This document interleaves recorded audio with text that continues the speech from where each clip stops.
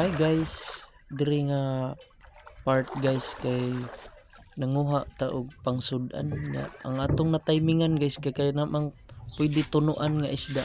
So diri inig kabunta guys, bunot din ta og lubi kay naman tay tunuanan guys. Kugihan kay inyo hang angkol mo kuan guys. Ang kudkod og lubi. Oh, human dayon. Og dire po guys, naghiwa-hiwa na tao.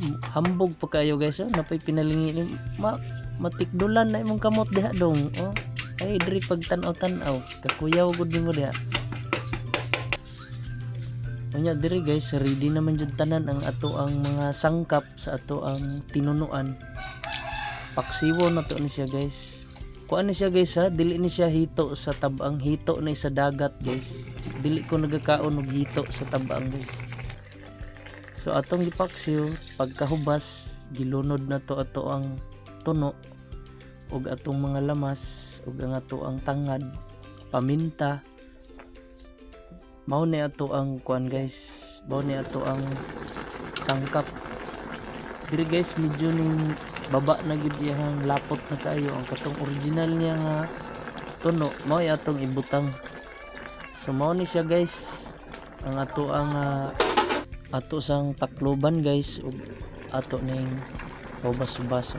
Kini guys hapit na gid ni siya maluto ug atong tilawan kung insakto na ba gyud sa iyang timpla. Indaw di unsay reaksyon?